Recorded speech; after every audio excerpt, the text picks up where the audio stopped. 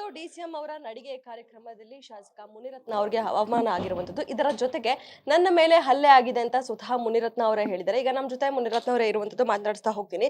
Sir, ಇವತ್ತು ಏನಾಯ್ತು ಬೆಳಗ್ಗೆ? ನೀವು ಕೂಡ RSS ಪಥಸಂಚಲನದಲ್ಲಿ ನೀವು ಕೂಡ ಬ್ಯುಸಿ ಆಗಿದ್ರಿ. ಅದರ ಜೊತೆಗೆ ಡಿಸಿಎಂ ಅವರು ಕೂಡ ನಡಿಗೆ ಕಾರ್ಯಕ್ರಮದಲ್ಲಿ ಅವರು ಕೂಡ ಬ್ಯುಸಿ ಆಗಿದ್ರು. ಇದರ ಮಧ್ಯೆ ಅಲ್ಲಿ ಏನಾಯ್ತು? ನಿಮ್ಮಿಬ್ಬರ ಮಧ್ಯೆ ಒಂದು ವಾಗ್ವಾದ ಅಥವಾ ಹಲ್ಲೆ ಏನೇನಾಯ್ತು, ಏನಾಗಿತ್ತು ವಿವರಿಸಬಹುದಾ? ಸುಮಾರು ಈ ಕಾರ್ಯಕ್ರಮನ ಜಾಹೀರಾತು ಕೊಟ್ಟಂಥದ್ದು ಇವರು ಸುಮಾರು ಒಂದು ವಾರದಿಂದ ಜಾಹೀರಾತು ಕೊಡ್ತಾ ಇದ್ದಾರೆ. ಜಾಹೀರಾತು ಬಂದ ಮೇಲೆ ನಾನು ಪತ್ರಿಕೆಗಳಲ್ಲಿ ನೋಡ್ತಾನೆ ಇದ್ದೀನಿ. ಸರಿ, ಇವತ್ತು ನಮ್ಗೆ ಆಹ್ವಾನ ಕೊಡ್ಬೋದು, ಇವತ್ತು ಬರ್ಬೋದು. ಯಾಕಂದರೆ ಒಂದು ಪ್ರೋಟೋಕಾಲ್ ಪ್ರಕಾರ ಯಾವುದೇ ಒಂದು ಸರ್ಕಾರದ ಕಾರ್ಯಕ್ರಮ ಆದರೆ ಅದಕ್ಕೆ ಉಸ್ತುವಾರಿ ಕ್ಷೇತ್ರದ ಶಾಸಕರಿರ್ತಾರೆ.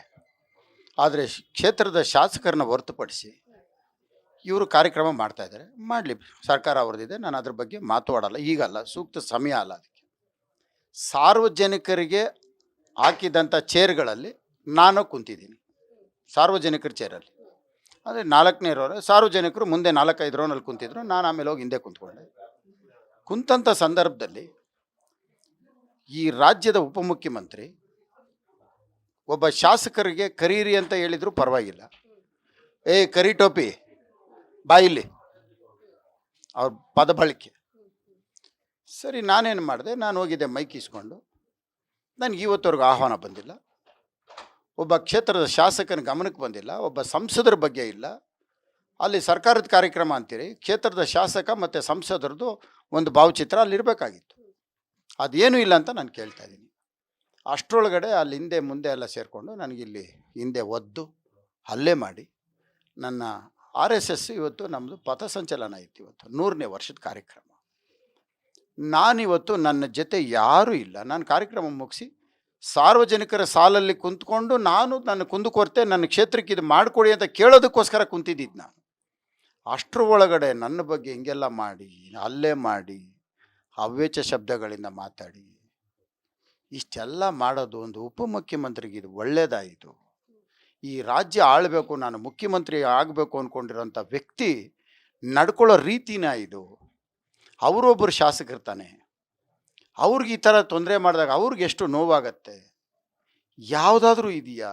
ದೌರ್ಜನ್ಯ, ದಬ್ಬಾಳಿಕೆ, ಮಾತು, ಆ ನಡೆ ನುಡಿ, ಸಾರ್ವಜನಿಕ ಜೀವನದಲ್ಲಿರೋಂಥ ವ್ಯಕ್ತಿ ರೀತಿನ ನಡ್ಕೊಳ್ತಾ ಇದ್ದಾರೆ ಅವ್ರು ನಡ್ಕೊಳ್ತಾ ಇರೋ ರೀತಿ ಅಂಥದ್ದು ಯಾವುದೋ ನಾವು ಎಲ್ಲಿದ್ದೀವಪ್ಪ ಅಂತ ಅರ್ಥ ಆಗ್ತಾ ಇಲ್ಲ. ನಾವು ಈ ರೀತಿನೂ ಜನಪ್ರತಿನಿಧಿಗಳು ಇರ್ಬೋದಾ?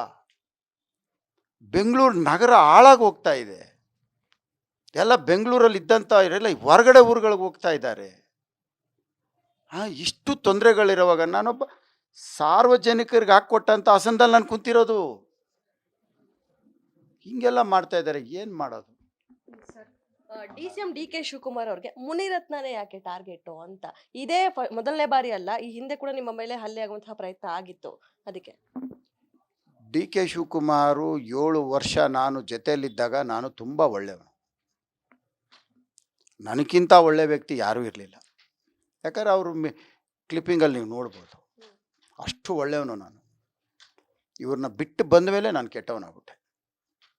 ತುಂಬ ಕೆಟ್ಟವನಾಗಿದ್ದು ಯಾವಾಗ ಅಂದರೆ, ಮೊದಲನೇ ಬಾರಿ 50% ಕೆಟ್ಟವನಾಗಿದ್ದೆ. ಯಾವಾಗ DK ರವಿ ಹೆಂಡತಿ ಕುಸುಮ 2 ಸಾರಿ ಸೋತ ಮೇಲೆ ಅದು ವಿಕೋಪಕ್ಕೆ ಹೋಯ್ತು. ಅದಾದಮೇಲೆ ಡಾಕ್ಟರ್ ಮಂಜುನಾಥನ ಕರ್ಕೊಂಬಂದು ನಾನು ಅವ್ರ ಜೊತೆಯಲ್ಲಿ ಓಡಾಡಿ ರಾಜರಾಜೇಶ್ವರಿ ವಿಧಾನಸಭಾ ಕ್ಷೇತ್ರದಲ್ಲಿ 1 ಲಕ್ಷ ಲೀಡ್ ಬಂತು BJPಗೆ. ಆವತ್ತು ಶುರುವಾಯ್ತು. ಅವ ತಮ್ಮ ಸೋತ ಮೇಲೆ, ಕುಸುಮನ್ನ ಸೋಲ್ಸಿದ ಮೇಲೆ ನನ್ನ ಮೇಲೆ ಈ ದ್ವೇಷ ಯಾವ ಮಟ್ಟಕ್ಕೆ ಹೋಗಿದೆ ಅಂದರೆ, ನನ್ನನ್ನು ಕೊಲೆ ಮಾಡೋ ಮಟ್ಟಕ್ಕೆ ಹೋಗಿದೆ. ಸರ್, DK ಶಿವಕುಮಾರ್ ಅವರು ಹೇಳ್ತಾ ಇದ್ದಾರೆ, ನೀವು ಆ ಕಾರ್ಯಕ್ರಮವನ್ನು ಹಾಳು ಮಾಡಕ್ಕೆ ಹೋಗಿದ್ರಿ, ಅದಕ್ಕೆ ತಕ್ಕನಾಗಿ ಆಯಿತು ಅನ್ನುವಂಥದ್ದು ಅವ್ರು ಹೇಳುವಂಥದ್ದು. DK ಶಿವಕುಮಾರ್ ಅವರು ಯಾವುದನ್ನ ಒಂದು ದಿನ ಅವ್ರು ಮಾಡಿರೋದು ತಪ್ಪಾಗಿದೆ, ಸರಿಪಡಿಸ್ಕೊಳ್ತೀವಿ ಅಂತ ಯಾವುದನ್ನ ಇದೆಯಾ? ಪ್ರೋಟೋಕಾಲ್ ಯಾಕ್ರಿ MLA ಕರೆದಿಲ್ಲ ಅಂತ ಕೇಳೋಷ್ಟು ತಿಳುವಳಿಕೆ ಇಲ್ವಾ ಅವ್ರಿಗೆ? ಕಾರ್ಯಕ್ರಮ ಹಾಳು ಮಾಡೋದ ಇದು? ಎಲ್ಲೋಗಿದೆ ನಿಮ್ಮ ತಿಳುವಳಿಕೆ? ನಿಮಗೆ ಒಂದು ಕಾರ್ಯಕ್ರಮದಲ್ಲಿ ನೀವು MLA ಆಗಿ ನಿಮ್ಮನ್ನು ಕರೀಲಿಲ್ಲ ಅಂದರೆ ನೀವೇನು ಕೇಳ್ತೀರಿ? ನನ್ನ ಹಕ್ಕು, ನಾನು ಕೇಳಿರೋದು ಕಾರ್ಯಕ್ರಮ ಹಾಳು ಮಾಡೋದ? ಇವ್ರದ್ದು ಯಾವುದನ್ನ ಮದುವೆ ಕಾರ್ಯಕ್ರಮಗಳಿರ್ತವೆ, ಇವ್ರದ್ದು ಯಾವುದನ್ನ ಬೇರೆ ಇರ್ತವೆ, ಅದಕ್ಕೆ ನಮ್ಮನ್ನು ಕರೆಯೋಂಗಿಲ್ಲ, ಅದಕ್ಕೂ ನಮಗೆ ಸಂಬಂಧ ಇಲ್ಲ. ಕಾರ್ಯಕ್ರಮ ಹಾಳು ಮಾಡೋದಕ್ಕೆ ಇವ್ರು ಸ್ವಯಾರ್ಜಿತದ್ದು ಯಾವುದನ್ನ ಇದ್ದರೆ ಅದಕ್ಕೆ ಕೇಳಬೇಕು. ಇದು ಸರ್ಕಾರದ ಕಾರ್ಯಕ್ರಮ, ಸರ್ಕಾರದಲ್ಲಿ ನಾನೊಬ್ಬ ಭಾಗಿ. ನನಗೆಲ್ಲ ಈ ಪದ ಹೇಳೋದು, ಪದಗಳ ಉಪಯೋಗಕ್ಕೆ ಮುಂಚೆ ಸ್ವಲ್ಪ ತಿಳುವಳಿಕೆ ಇಟ್ಕೊಂಡು ಮಾತಾಡಬೇಕು. ಆ ತಿಳುವಳಿಕೆ ಇಲ್ಲದೆ ಮಾತಾಡೋದಲ್ಲ. ಸರ್, ಇದೇ ಡಿ ಕೆ ಶಿವಕುಮಾರ್ ಅವರು ಸದನದಲ್ಲಿ RSS ಗೀತೆಯನ್ನು ಹಾಡಿದ್ರು. ಆದ್ರೆ ಇವತ್ತು ಅದೇ ಸಮವಸ್ತ್ರದ ಬಗ್ಗೆ ಹೀಯಾಳ್ಸಿ ಮಾತನಾಡಿದ್ದಾರೆ. ಕರಿ ಟೋಪಿ ಅನ್ನೋದ್ರ ಮೂಲಕ. ನೋಡಿ, ಕಾರ್ಯವಾಸಿ ಕತ್ತೆ ಕಾಲು. ಪ್ರಯಾಗ್ರಾಜ್ಗೆ ಹಾಕೋದ್ರು, ಖರ್ಗೆ ಅವ್ರು ಹೋಗಬೇಡ ಅಂತ ಹೇಳಿದ್ರಲ್ಲ, ಖರ್ಗೆ ಹೇಳಿದ್ರು ತಾನೆ. ನಿಮ್ಮ ರಾಷ್ಟ್ರೀಯ ಅಧ್ಯಕ್ಷರು ತಾನೆ, ರಾಹುಲ್ ಗಾಂಧಿನೂ ವಿರೋಧ ತಾನೆ. ನೀವು ಮಾತ್ರ ಯಾಕೆ ಹೋದ್ರಿ? ಕುಂಭಮೇಳಕ್ಕೆ ಯಾಕಪ್ಪ ಹೋದ್ರೆ? ಕುಂಭಮೇಳದಲ್ಲಿ ಹೋಗ್ಬಿಟ್ಟು ಮುಳುಗಿ ಎದ್ದಿದ್ದು ಯಾರಪ್ಪ? ಇವ್ರು ತಾನೆ. ಹೋಗ್ಬಿಟ್ಟು ಇದರಲ್ಲಿ ಅಮಿತ್ ಶಾ ಅವ್ರ ಜೊತೆ ಧ್ಯಾನದಲ್ಲಿ ಕುಂತ್ಕೊಂಡಿದ್ದಾರಪ್ಪ? ನೀವು ತಾನೆ. ವಿಧಾನಸೌಧ ಒಳಗಡೆ ಸೆಷನ್ ನಡೆಯೋ ಸಮಯದಲ್ಲಿ RSS ಗೀತೆ ನಾಡಿದ್ದು ಯಾಡಪ್ಪ? ಇವರೇ ತಾನೆ.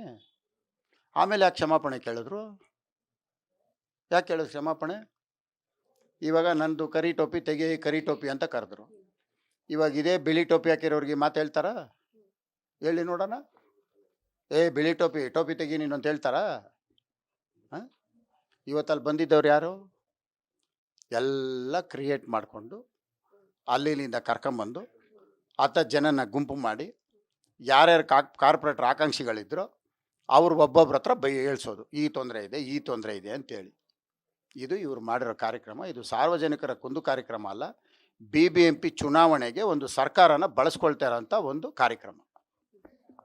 ಕೊನೆ ಪ್ರಶ್ನೆ, ನಿಮ್ಮ ಮೇಲೆ ನಿರಂತರವಾಗಿ ಇದೇ ರೀತಿಯ ಹಲ್ಲೆಗಳಾಗ್ತಾ ಇದೆ, ಟಾರ್ಗೆಟ್ ಕೂಡ ಮಾಡಲಾಗ್ತಾ ಇದೆ. ಮುಂದಿನ ನಿಮ್ಮ ಹೋರಾಟ ಏನು? ಇದರ ಜೊತೆಗೆ ಇವತ್ತು ಬಿಜೆಪಿ ನಾಯಕರು ನಿಮ್ಮ ಜೊತೆ ಕೂಡ ನಿಂತಿದ್ದಾರೆ, ವಿಜೇಂದ್ರ ಅವರಾಗಿರ್ಬೋದು, ಅಶೋಕ್ ಅವರಾಗಿರ್ಬೋದು. ಇದ್ರ ಬಗ್ಗೆ ಏನು ಹೇಳ್ತೀರಾ? ನೋಡಿ, ನಮ್ಮ ಪಕ್ಷ ಯಾವತ್ತೂ ನನ್ನನ್ನು ಕೈಬಿಟ್ಟಿಲ್ಲ, ಪಕ್ಷದ ವಿರುದ್ಧವಾಗಿ ನಾನು ನಡ್ಕೊಂಡಿಲ್ಲ.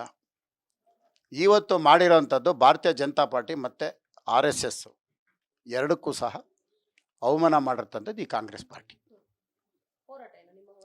ಅದು ಇವತ್ತು ನಮ್ಮ ಮುಖಂಡರುಗಳ ಹತ್ರ ಕೇಳ್ಬಿಟ್ಟು ತೀರ್ಮಾನ ಮಾಡ್ತೀವಿ. ಇದಿಷ್ಟು ಶಾಸಕರಾದಂತಹ ಮುನಿರತ್ನ ಅವರ ಮಾತು. ಕ್ಯಾಮರಾ ಪರ್ಸನ್ ಮಹೇಶ್ ಜೊತೆ ಕವನ Shivanna, guarantee news, Bengaluru. Guarantee news, ಸುದ್ದಿ ಖಚಿತ, ನ್ಯಾಯ ನಿಶ್ಚಿತ.